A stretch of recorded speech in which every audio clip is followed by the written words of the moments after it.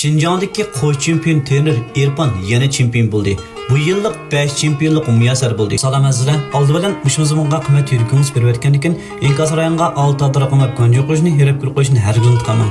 Nazarimiz mezmunimiz Qarancha chaychilikqa alayda qo'llagan 2025-yillik Ili TV Longsun talishi 8 kishilik o'smirlar futbol musobaqasi Ili TV futbol klubi rahbarligiga alayda ko'ngil bo'lishlar. 2025-yilning 8-22 kuni boshlanib, 8-29 kuni g'alabalik ag'lashdi. Bu qitimliq TV Longsun talishi o'smirlar futbol musobaqasiga Iloblasindagi harqay joylardan 16 vakillar komandasi qatnashdi. Ular bo'lsa Ko'ktala, Ili TV, Yingtam, Qaynoq, Yongzang, Domaza, Jag'istay, Chenying, Mayg'onshi, G'olchiyalik 30 boshlang'ich maktab, Marvar, Qablan, Roshan, Oltin Top, Jillis qatorliqlar. Bu qitimliq musobaqani Ili TV futbol klubining qurg'uvchisi Baxtiyor apandim Iloblasindagi har qaysi klublardagi tarbiya etgan o'smir futbolchilarga o'zini namoyon qilgan bir sahna qilib hozirladi. Bu qitimliq musobaqada Ili TV futbol klubimizdan 13 vakillar komandasi qatnashdi. Ular 2017-2018 to'la yoshdagi komandadan 4 komanda, 2015-2016 to'la yoshdagi komandadan 3 komanda, 2013-2014 to'la yoshdagi komandalardan 4 komanda, 2011-2013 to'la yoshdagi komandadan 2 komanda qatnashdi. Shundaqla bu komandadagi o'smir futbolchilarningki ish bahsi nihoyat yaxshi bo'ldi. Bu qitimliq musobaqada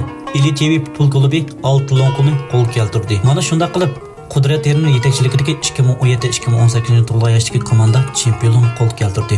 Uningdan boshqa Maradil Terning yetakchiligidagi 2017-2018 to'la yoshdagi komanda 3-chilikni qo'l keltirdi. Arpar Terning yetakchiligidagi 2015-2016 to'la yoshdagi komanda 2-chilikni qo'l keltirdi. Shinjongdagi qo'y chempion deb nom bor Erpan Terning yetakchiligidagi 2013-2014 to'la yoshdagi bir komanda chempionlikni, bir komanda 2-chilikni qo'l keltirdi. Yalqin Terning yetakchiligidagi 2011-2013 to'la yoshdagi komanda 2-chilikni qo'l keltirdi. Alayda ta'kidlab qo'shiq tegishli Shinjongdagi qo'y chempion deb tarbiyaga ketgan Erpan Terning bu yil 5 qitimliq chempionlik qo'l keltirib, o'zini yana bir qitim isbotladi.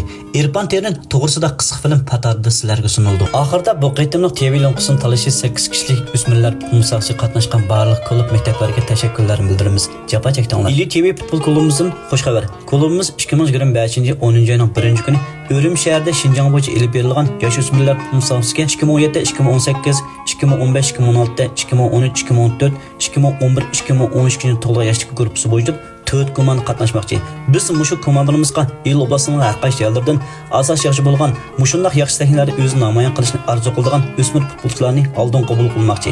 Fursat g'animat. Tizimlash telefon 13 938 55 38 13 938 55 38.